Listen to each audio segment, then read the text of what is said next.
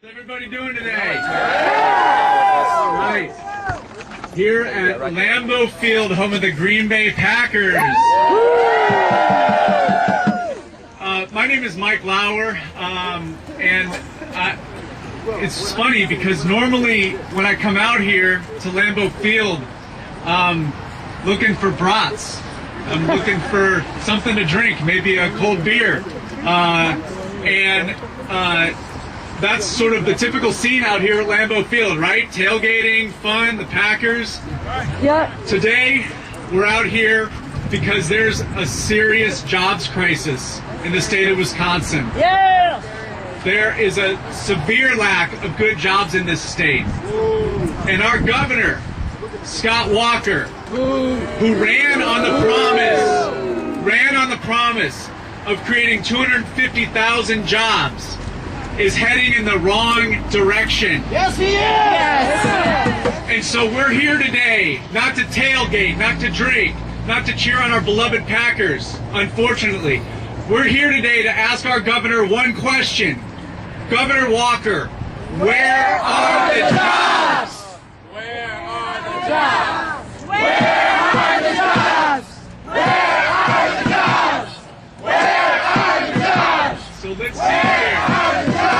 Let's think about what our governor has done so far, supposedly in the name of creating jobs for the jobless and the underemployed here in Wisconsin. He's now called 2 special sessions on job creation. He's presided over the creation of a state budget. He's had 3 enormous opportunities to create jobs for those of us in Wisconsin that desperately need one. And what have we seen him do? Special session 1. First day in office. He calls a special session on jobs. He said, if we just reduce taxes for the richest people in the state and reduce taxes for corporations, that'll create jobs. It's been 10 months. I want to ask you, Governor Walker, where are the jobs? Where are the jobs? Where are the jobs? Where are the jobs? Where are the jobs? Then a month later, in the month of February, Governor Walker decided that it was time to take the war on middle class and working people to the one institution in this state that still fights for working people and the middle class. And he went after the unions. He virtually repealed collective bargaining for union workers in this state, making the few good jobs that still existed in this state worse than they were before, and leaving thousands and thousands of people without a voice in the workplace. And I ask you, Governor Walker, where are the jobs? Where are the jobs? Where are the jobs? Where are the jobs? Then in the spring and summer, Governor Walker said, we need a balanced state budget. We need to reduce the deficit and reduce the debt of our state government. That will create a climate where we can create jobs in this state. So what was his solution? Pack a budget full of massive cuts to education. 30% cut from the budget of technical colleges that train people for the jobs that are needed in this state. Massive cuts to public education, over $800 million in cuts to our schools, meaning layoffs of teachers and support staff, increased class sizes, and local schools, school systems that are on the hook for these cuts, making impossible the decisions for how to educate our children in the classroom. Massive cuts to health care. Increased taxes on the working poor. He said all of this would open Wisconsin for business. Well, I ask you, Governor Walker, after all of that, where are the jobs?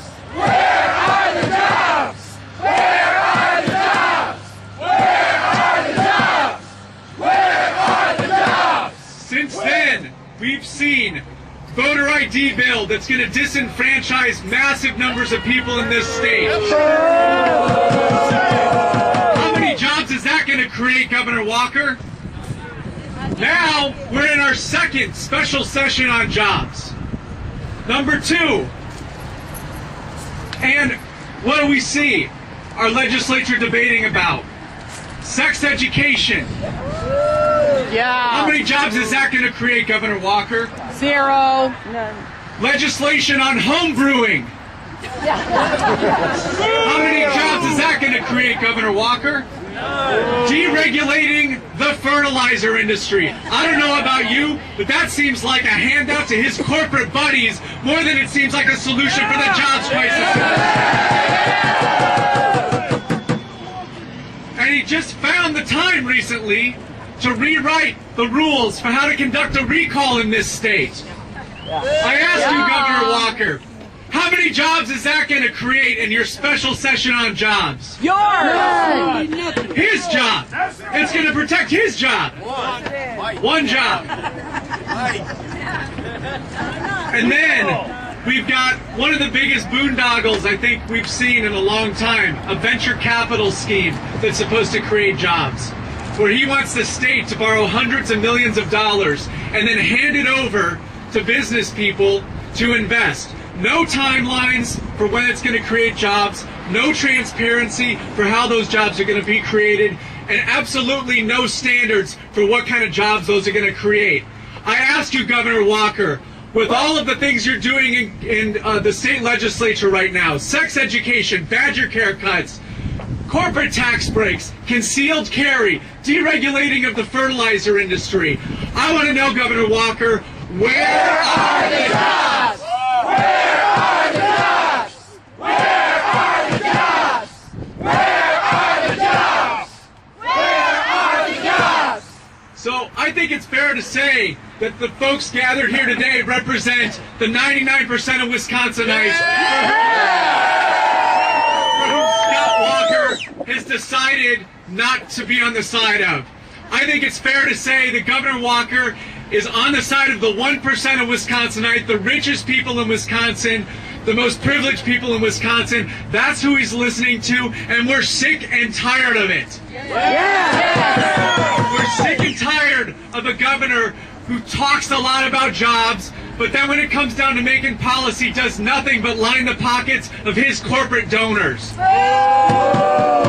We're sick and tired of corporate giveaways. We're sick and tired of the attacks on working people, and we're sick and tired of a governor that's siding with the richest and most privileged people in this state. We're tired of it, and we're going to do something about it. Isn't that right?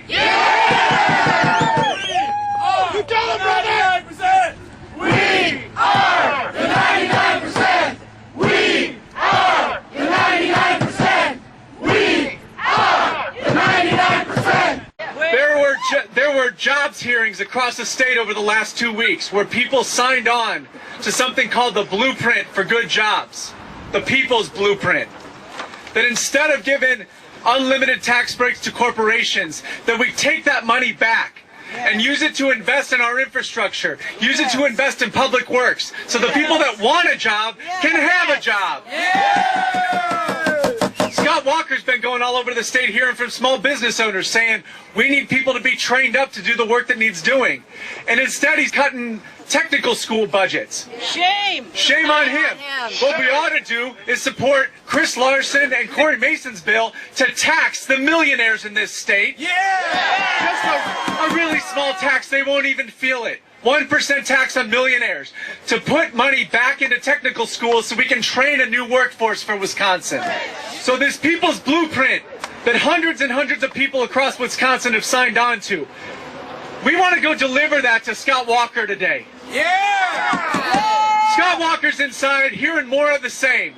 How we need deregulation, how we need tax cuts, how we need to cut people off public assistance, right? But we've got a strong message for him today. It's not working, Scott Walker. So he's in there right now. There's a small delegation of unemployed and underemployed people that are going to go in and they're going to ask him right now to sign on to a common sense solution for Wisconsin, to the People's Blueprint for creating good jobs in Wisconsin. Now, we're hoping he'll listen to us. Do you think he will? No! We don't think he will either, but we're going to keep trying. Yeah. We're not going to stop until we get his attention or we get someone else in office who's going to listen to the 99% of Wisconsin.